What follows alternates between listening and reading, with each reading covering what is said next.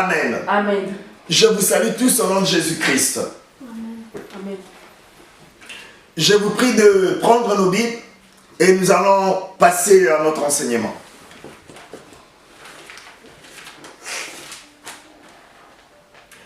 Notre enseignement est intitulé « Jésus revient bientôt, es-tu prêt ?» Mes frères et sœurs dans le Seigneur, tout au long de cet enseignement, nous avons déjà entamé une bonne marche. Nous avions fait l'introduction, et je parlais sur le mystère de 3 jours.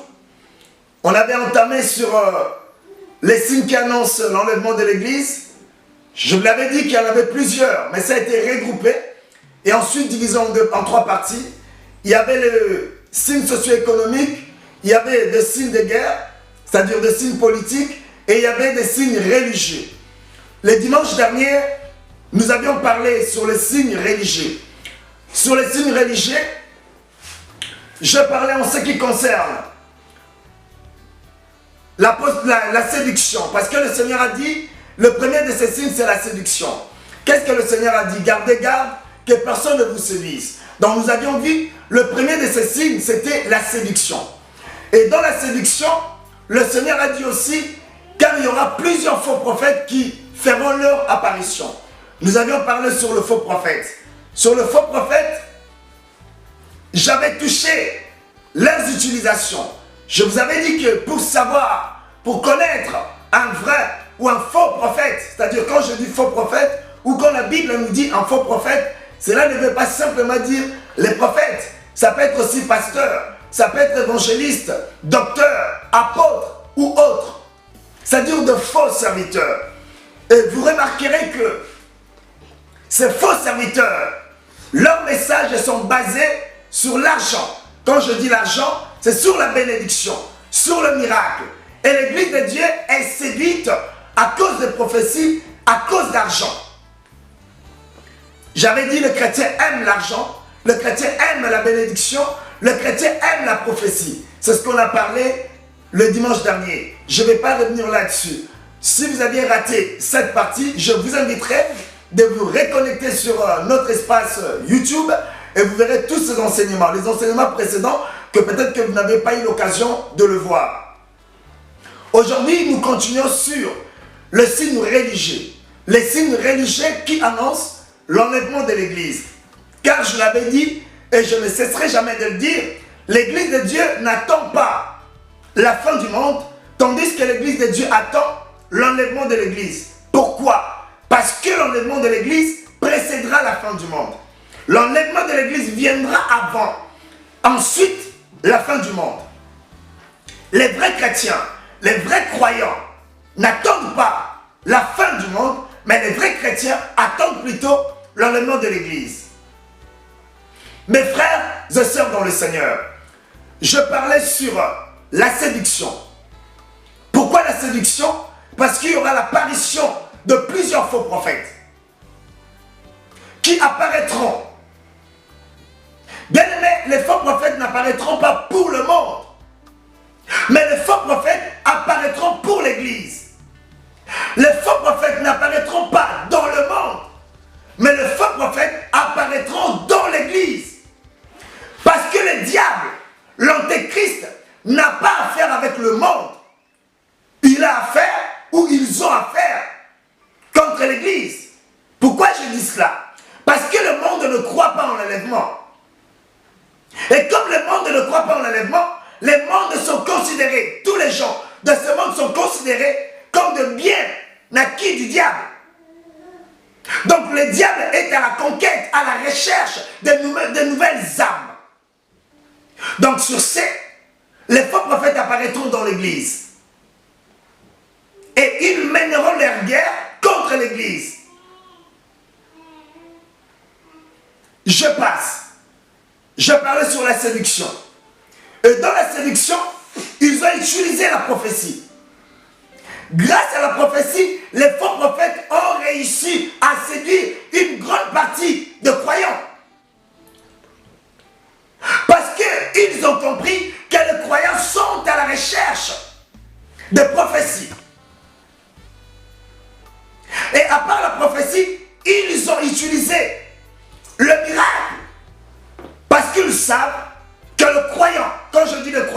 je ne vais pas généraliser, mais une partie des croyants sont à la recherche de miracles. Et à travers ce miracle, ils ont réussi à égarer. Quand je dis séduction, ou quand la Bible nous dit séduction, la Bible veut simplement nous dire égarement. Ils ont réussi à égarer une grande partie des croyants. Les croyants qui sont toujours à la recherche de miracles. Et hormis la prophétie, les miracles, j'avais aussi utilisé l'huile d'onction.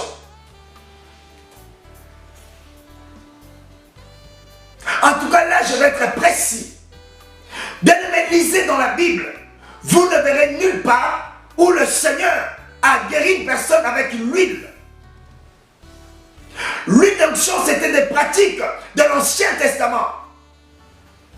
Et ça symbolisait le Saint-Esprit. Actuellement, l'Église n'a plus besoin d'huile. Car nous avons l'Esprit de Dieu en nous. Bien que dans le Nouveau Testament, les apôtres nous ont dit que si quelqu'un, dans les épîtres, est malade, amenez-le vers les anciens. Et les anciens prieront sur lui en lui mettant de l'huile. Mais regardez très bien, vous ne verrez aucun des apôtres n'a fait ces pratiques. Jésus a demandé à ses disciples, dans Matthieu chapitre 28, de baptiser au nom du Père, du Fils et du Saint-Esprit. Mes frères et sœurs, lisez la Bible très bien. Vous ne verrez aucun apôtre, je dis bien, aucun apôtre n'a baptisé au nom du Père, du Fils et du Saint-Esprit. Ils ont tous baptisé au nom de Jésus. Pourquoi cela? Parce que le Christ nous a dit que quand le Consolateur viendra, le Saint-Esprit, il vous annoncera, il vous rappellera et il vous dira tout ce que j'aurais dû vous enseigner. La Bible n'est pas tout, mais la Bible c'est l'essentiel.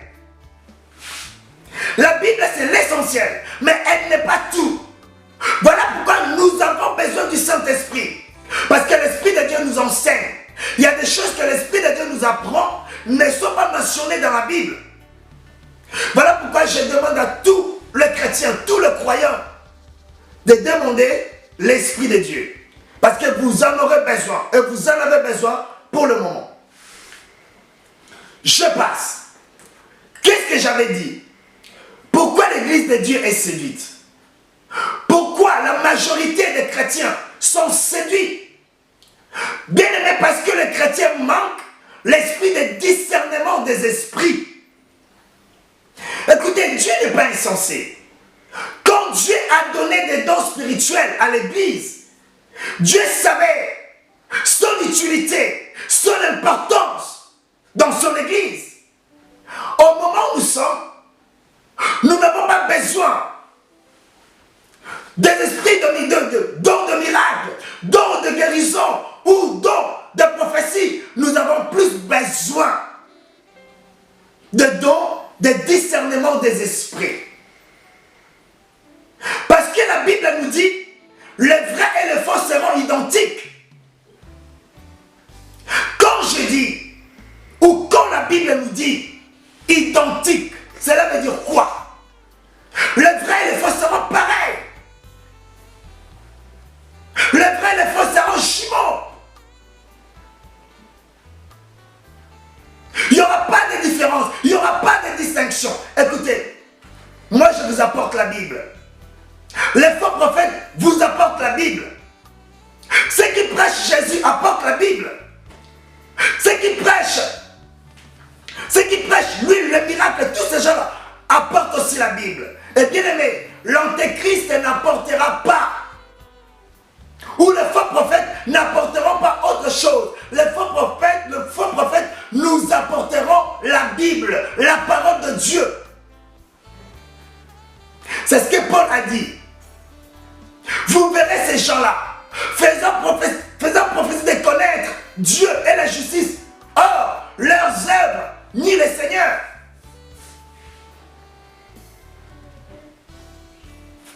Je vais continuer. Je vais parler sur sur l'apostasie, je reviens encore un petit peu sur le mystère de l'iniquité. Livre de 2 Thessaloniciens chapitre 2, le verset 7. On l'a lu le dimanche, mais je m'aimerais quand même revenir là-dessus. Je l'ai lu rapidement.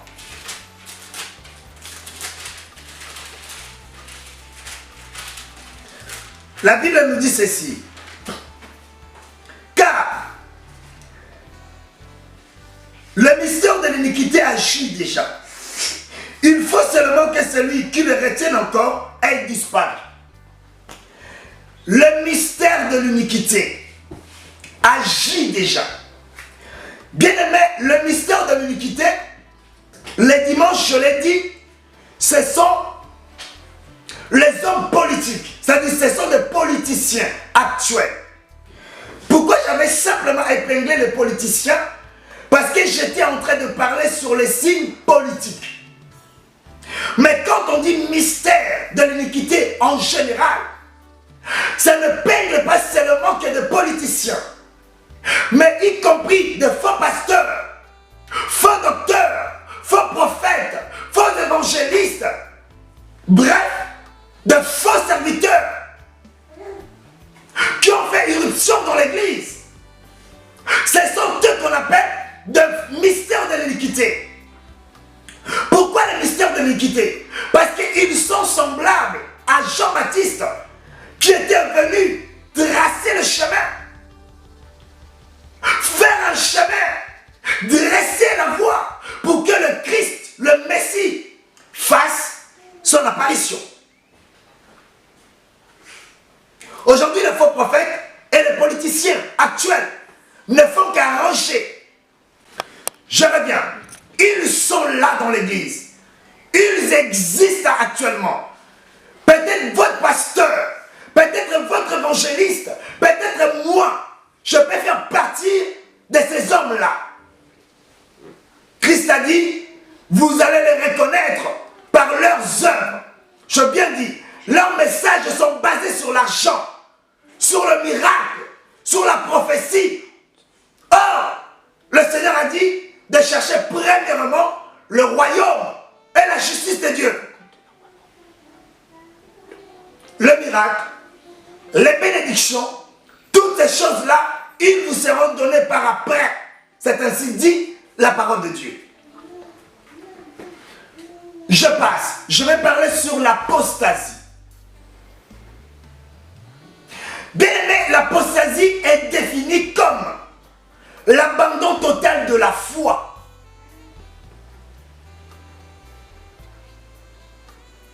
L'abandon total de la foi. C'est ce qu'on appelle l'apostasie. Une fois, je discutais avec un enfant de Dieu. Et cet enfant de Dieu m'a dit, Jésus ne peut pas revenir maintenant. Je lui ai demandé pourquoi. Il m'a dit parce que il y a beaucoup de gens qui sont actuellement égarés. Il faut que ces gens-là reviennent au Christ, afin que le Seigneur puisse faire son enlèvement.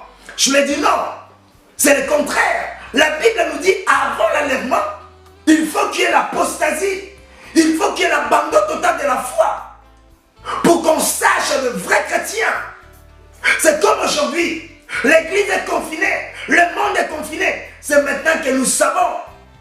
Nous arrivons maintenant à connaître qui était vrai croyant et qui ne l'était pas. On le voit partout dans le monde.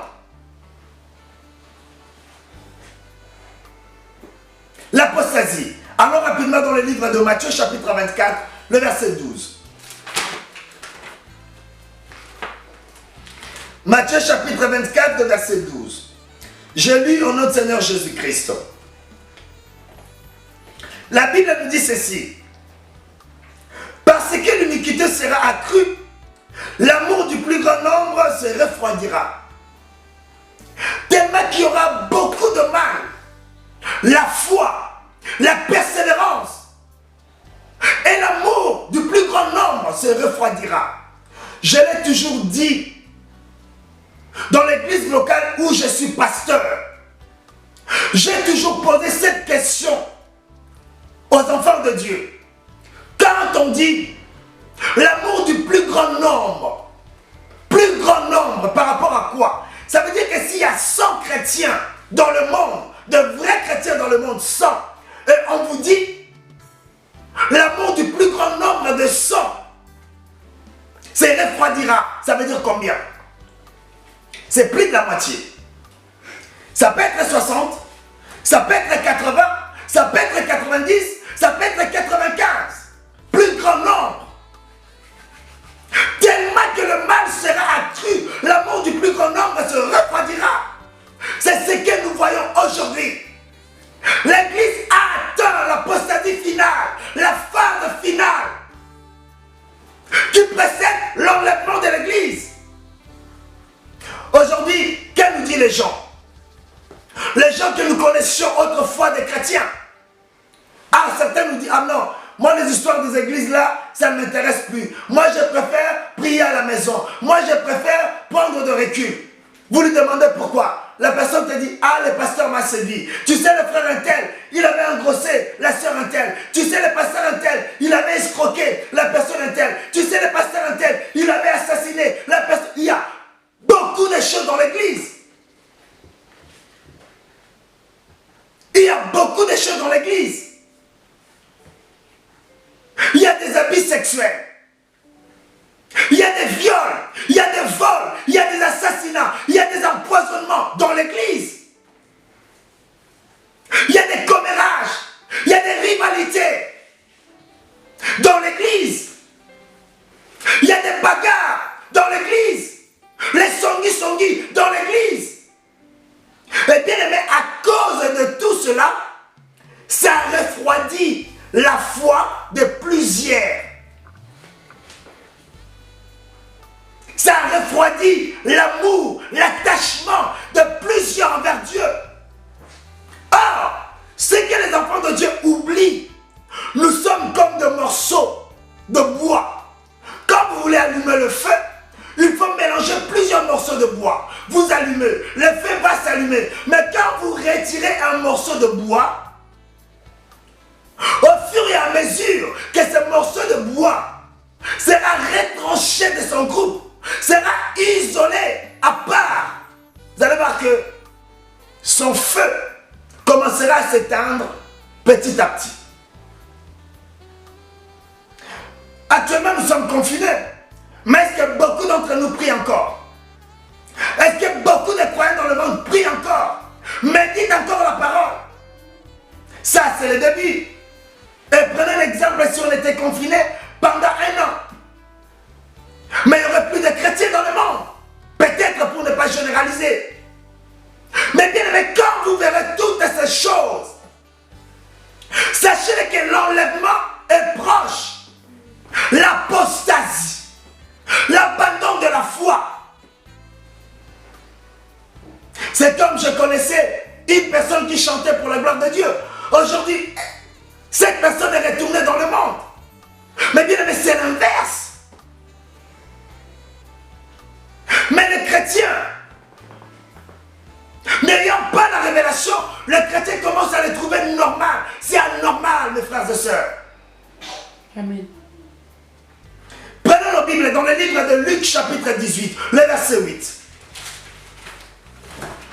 Luc chapitre 18, le verset 8. J'ai lu en notre Seigneur Jésus-Christ. La Bible nous dit ceci. Voici, non, je vous l'ai dit, il leur fera promptement justice. Point. C'est là, ça ne nous concerne pas. C'est la partie B. La Bible nous dit, mais quand le Fils de l'homme viendra, trouveras-tu la foi sur la terre? Bien-aimé, Jésus a posé plusieurs questions à ses disciples. Et croyez-moi que toutes ces questions ont été répondues par Jésus, excepté celle-ci. Il la posa à ses disciples en disant, quand le Fils de l'homme reviendra, quand Jésus retournera sur terre, trouveras-tu la foi? Pourquoi il a posé cette question? Parce que le Seigneur savait qu'avant son retour, il y aura l'apostasie.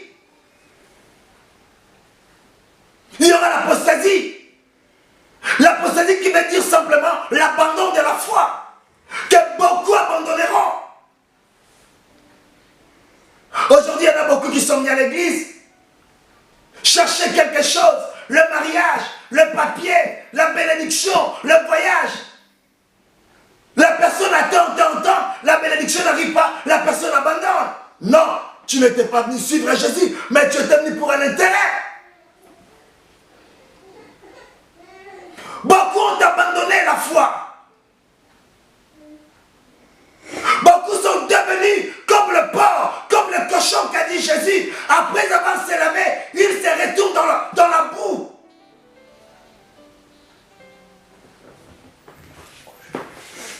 Mais bien aimé dans le Seigneur, c'est ce que nous voyons aujourd'hui. Ce que tu avais refusé autrefois, l'ivrognerie que tu avais laissée, tu es retourné dedans. Le mensonge que tu avais abandonné, tu es retourné dedans. Et bien aimé, je vous dirai une chose. Vous savez, la chose qui entraînera beaucoup de croyants, qui permettra aux croyants de ne pas être enlevés, c'est le mensonge.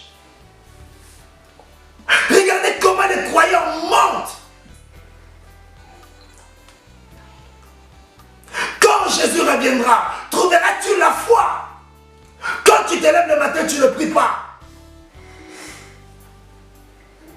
Les soirs avant de dormir, tu as du mal à prier. Bien-aimé, tu es où maintenant? L'apostasie. Regardez mes frères et sœurs, faisons cet exercice. Quand tu avais commencé avec Jésus, quand tu avais cru au Seigneur, la façon dont tu marchais avec Dieu, la façon dont tu craignais le Seigneur, la façon dont tu avais peur de pécher, ce n'est plus le cas aujourd'hui. Pourquoi? Parce qu'aujourd'hui, nous avons tendance de jouer avec Dieu, de connaître Dieu. Les hommes, les croyants n'ont plus peur de Dieu. C'est ce qu'a fait Moïse. Moïse croyait qu'être appelé ami de Dieu pouvait tout faire. On ne s'habitue pas avec Dieu. C'est l'apostasie. Donc quand Jésus reviendra, beaucoup qui étaient dans la foi ne le sera plus. Beaucoup qui étaient dans la persévérance ne le seront plus. Beaucoup qui étaient dans la prière ne le seront plus.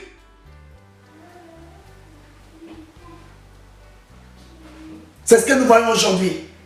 Beaucoup vont à l'église juste pour aller à l'église.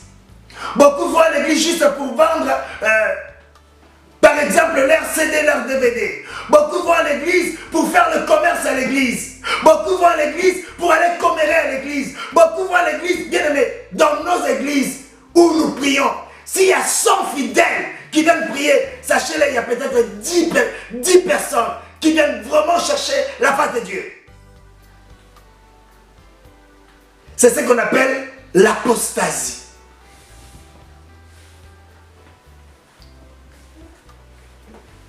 Mais il y a une question qui nous est posée.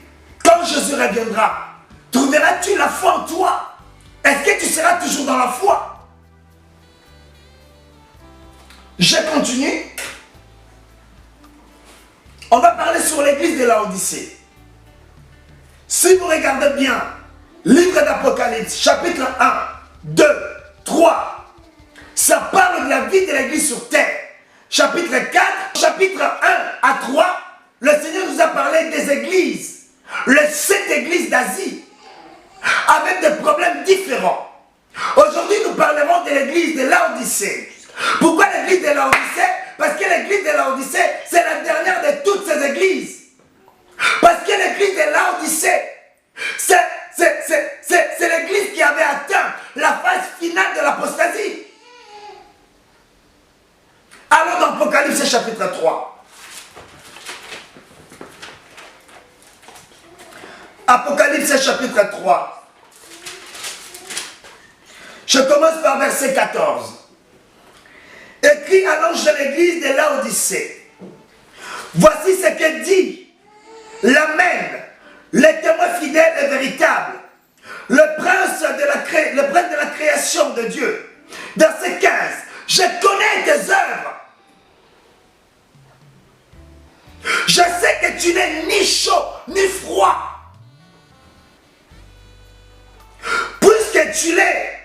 Puisque tu es froid ou bouillant, 16. Ainsi, parce que tu es tiède et que tu n'es ni froid ni bouillant, je te vomirai de ma bouche. Ça part de quoi? Ça part de l'apostasie. Il y a des chrétiens qui n'ont pas de position. Il y a des chrétiens qui ne sont ni pour Dieu, ni pour le diable, soi-disant. C'est-à-dire, quand tu viens à l'église, c'est un enfant de Dieu. Quand tu sors de l'église, ce n'est plus l'enfant de Dieu. C'est des chrétiens qui s'adaptent aux endroits et aux moments.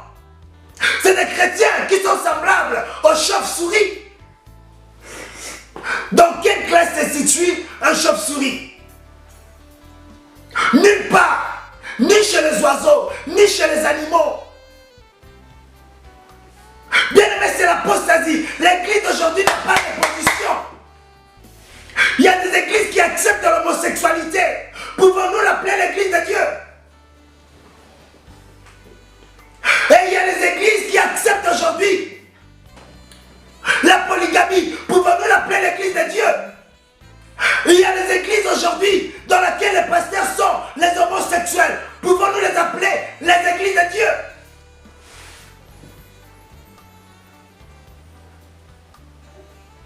Alléluia, peuple de Dieu. Quand vous verrez toutes ces choses, sachez que le Fils de l'homme est prêt à la porte. Écoutez ce que disent les croyants. Oh non, le Seigneur ne regarde pas l'apparence, le Seigneur regarde le cœur. Personne n'a vu le cœur de personne. Bien aimé, mon apparence reflète mon image, mon apparence reflète mon cœur. Parce que tel que tu es maintenant, la façon dont tu t'es habillé, c'est ton cœur qui t'a demandé de t'habiller comme ça. Et ce qui manque à l'église de Dieu, c'est le discernement des esprits. Voilà pourquoi j'avais posé une question. Examine dans quelle église es-tu? Les chrétiens aiment la musique. Les chrétiens pensent que là où il y a la musique, c'est là où il y a Dieu. Non. Non, non, non, non, non, non, non. Non, non, non, non, non. Par là, je ne vais pas dire que là où il y a la musique, le Seigneur n'est pas là. Non, c'est pas ce que je dis. Il nous faut l'esprit de discernement. Mes frères et sœurs dans le Seigneur, ressaisissez-vous. Demandez le discernement au Seigneur. Le Seigneur a dit, ce n'est pas tout ceux qui m'appellent Seigneur, Seigneur, qui hériteront le royaume des cieux. Et ce n'est pas tous ceux qui vous apportent la Bible, la parole de Dieu, qu'ils sont vraiment de vrais serviteurs. N'oubliez pas, la Bible nous dit, le vrai et le faux seront identiques. Le vrai et le faux seront identiques, qui veut dire, le vrai et le faux seront pareils. C'est à nous maintenant d'avoir l'esprit de discernement afin de pouvoir discerner l'église où tu es, le pasteur où tu suis, l'évangéliste où tu écoutes. Je suis presque à la fin. Et le dernier des signes religieux, c'est ce qu'on appelle l'évangile. La bonne nouvelle. J'aimerais qu'on le lise.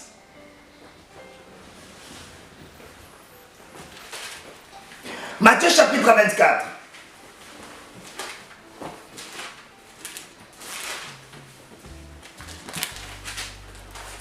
La Bible nous dit ceci. Verset 14. Et cette bonne nouvelle du royaume sera prêchée dans le monde entier pour servir de témoignage à toutes les nations. Alors viendra la fin. Est-ce que quelqu'un a compris? Ça veut dire quoi? Cette bonne nouvelle sera prêchée dans le monde entier pour servir de témoignage. Pourquoi des témoignages? Mes frères et sœurs, dans le Seigneur, chacun de nous sera jugé en fonction de toutes les paroles que vous écoutez. Quand vous écoutez, vous serez jugé parce que ça servira de témoignage qu'un jour vous avez entendu la parole. Et viendra la fin. Ça veut dire une grande partie de la bonne nouvelle, c'est-à-dire une grande partie du monde seront prêchés avant l'enlèvement de l'église. Et la partie qui va rester sera prêchée après l'enlèvement de l'église. C'est pour ça que Christ a dit, cette bonne nouvelle sera prêchée dans le monde entier pour servir de témoignage et après viendra la fin. Je m'arrête par là aujourd'hui. Nous avions parlé des signes politiques, des signes religieux et aujourd'hui des signes socio-économiques. Aujourd'hui, je parlais sur l'apostasie. J'ai expliqué le mystère de l'iniquité. Le mystère de l'iniquité, c'est l'ensemble des politiciens et de faux pasteurs qui sont venus aplanir le chemin, arranger la voie pour que l'Antéchrist fasse son apparition. Je tiens à vous informer, l'Antéchrist existe. C'est une personne de notre temps. Il est présent aujourd'hui dans le monde, mais ne peut pas faire son apparition publiquement parce que l'enlèvement n'a pas encore eu lieu. Mais sachez-le, quand l'enlèvement aura lieu, l'Antéchrist fera son apparition. Voilà pourquoi j'ai contredit fortement tous ceux qui disent Macron, nos politiciens actuels ou le pape, c'est l'Antéchrist. Non, ils ne sont pas des Antéchrists. Ils sont par contre le mystère de l'iniquité. Un groupe des individus qui sont venus aplanir, arranger la voie pour que l'Antéchrist fasse son apparition publiquement. Bien-aimés dans le Seigneur, je vais m'arrêter par là aujourd'hui. Les dimanches, si Jésus ne revient pas, nous parlerons de l'enlèvement. L'enlèvement, c'est-à-dire avant l'enlèvement, pendant l'enlèvement et après l'enlèvement. Et nous parlerons aussi comment ça se produira l'enlèvement, quand ça se produira l'enlèvement et où ça se produira l'enlèvement. Et on ne peut jamais parler de l'enlèvement sans pour autant parler de la résurrection. Il y aura deux résurrections. Les morts qui sont morts avant Jésus et après Jésus. Les morts en Christ et les morts sans Christ. Ça se produira comment? On verra tout cela les dimanches. Et après l'enlèvement, nous parlerons de l'apparition de l'Antéchrist. Comment est-ce que l'Antéchrist apparaîtra? Comment est-ce que l'Antéchrist sortira? D'où l'Antéchrist sortira? Nous verrons tout cela si le Seigneur nous accorde le temps. Mes frères et sœurs, dans le Seigneur, je vous demanderai de faire profiter un grand nombre de croyants, de personnes dans le monde, ce message. Ne le gardez pas que pour vous, mais partagez cela.